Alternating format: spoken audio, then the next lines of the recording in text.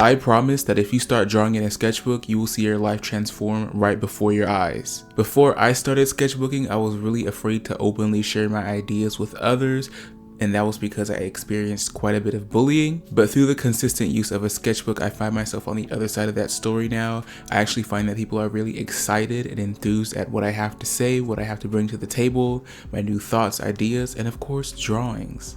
I also find myself more focused in different endeavors of my life, and I have more of a positive outlook, and that's all based on what I've allowed myself to put down on paper. In this video, I won't show you what my current sketchbook looks like, but I'll show you how my first one did. I think it's what a lot of people's first sketchbooks look like, but what if I told you that I went about it in all of the wrong ways? My name is Lil Majik, I'm a natural born Imagineer, and I like to make art for people that swag out loud. I got my first sketchbook when I was about 15 years old.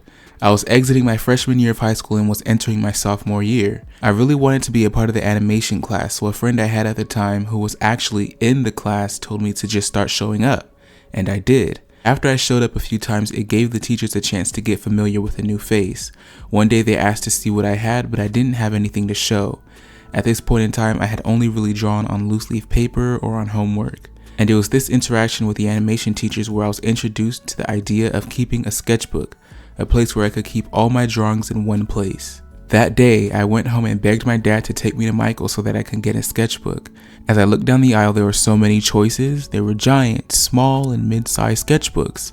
Some of them were for watercolors, some of them were for markers, some of them were all-use purposes. I ended up with one from the store's in-house brand, the most basic looking book, because at the time I didn't really understand the difference between them. Really into anime, and yes, I'm salty because liking anime wasn't as cool as it is now. I really enjoyed the Pokemon XY series, Angel Beats, Miyazaki films, Yuri on Ice, Fairy Tail. I also really love American cartoons too, literally anything on Cartoon Network, with Steven Universe being my favorite. My drawing skills were okay, but I wanted to draw like the artist I look up to. I wanted to draw like the other students in the animation class. I wanted to draw like the Steven Universe and Five Nights at Freddy's fan artists on Instagram. I wanted to draw like my favorite YouTube artists like Mark Crilly in Lavender Town. Getting my first sketchbook is what I consider a canon event in my life. Since then, I've always kept one. It really helped me back then because it was the only place where I felt the most free. Growing up, actively hiding parts of yourself can be a crushing experience birthed out of lots of rejection from peers, adults, and even family. As I filled more and more sketchbooks, the content matter in them started to evolve. No longer was I just trying to get better at drawing and further my technical skill. I had begun writing, journaling, poetry, and my art started to reflect more of what I was exploring in that. All of the different worlds, people, animals, the magic. Through the things I created, the sketchbook allowed me to reflect and digest my experiences. It allowed me to look forward to things that I wanted to experience, literally draw them into being. It, in a way, set me free. For me, it was a reminder that no matter what happened externally, I'll always be me. My sketchbooks became a place for me to explore, accept, and honor the parts of myself I felt that I had to hide. It made me think that perhaps there was really nothing to hide in the first place. That being me was okay, and that if people couldn't take me as I am, they were missing out big time. It made me think that the things that I felt I had to hide would be the very things to set me free beyond the confinements of a page in a sketchbook. I hope that makes sense. A sketchbook became more than just a tool to improve my technical skill, but myself, my thought processes, my actions.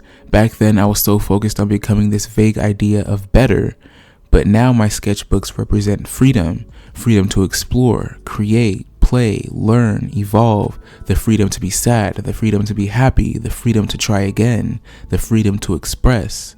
Through the journey of my sketchbooking and writing this script, it left me wanting a concrete definition of the meaning of express. According to Oxford Languages, express as a verb means to put thought into words, to show, manifest, or reveal. Other words for express include declare, indicate, designate, unambiguous, singular, and precise. The prefix "ex" is Latin and means out. The suffix "press" is also Latin and comes from the word pressare, meaning to press or squeeze. So express meaning to press out or obtain by squeezing. But in order for something to be expressed, there must be a thought or a feeling within and before. But just hang on for a little bit because it got me thinking of action and reaction, cause and effect. Because as people, we do things based out of a feeling, but we can't hold feelings. Feelings aren't tangible. So expression being the end result of pressing a feeling out. And on the physical, we do this through a craft like drawing, dance, singing, speaking. So by definition, what I've been doing with my sketchbook is pressing out thought, emotion, idea, and feeling out of the ether onto paper. I don't know about y'all, but that sounds like some magic to me. So if you haven't already gotten a sketchbook, I highly suggest that you do. Allow yourself the freedom that a sketchbook can provide. And with that, here are 4 quick-fire tips to get you over the hump of that blank page. Number 1, I like to doodle. I love a good doodle session. I used to doodle on my homework all the time, which got me in trouble a lot. But a sketchbook comes in clutch just for that, because it's made for what? Doodling.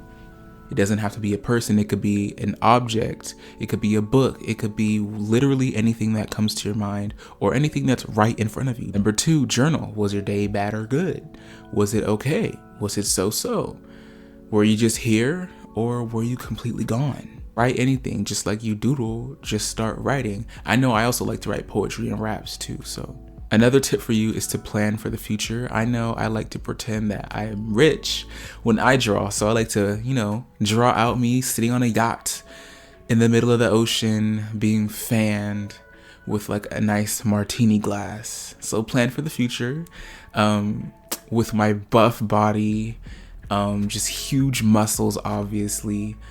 Yeah, so, planning for the future. And then the last tip is practice. If you want to get better at drawing, obviously you're going to have to practice. And if you want to get better at, doodling, practice doodling. If you want to get better at writing, practice writing. If you want to get better at drawing, practice drawing. That's what a sketchbook is for. If you want to see what happens to my sketches after I draw them in a sketchbook, you should definitely check out my webcomic that's called Swag Time. It's about the ups and downs of life and finding the humor in every day. And Rocky says hi. That's not his voice, but I tried.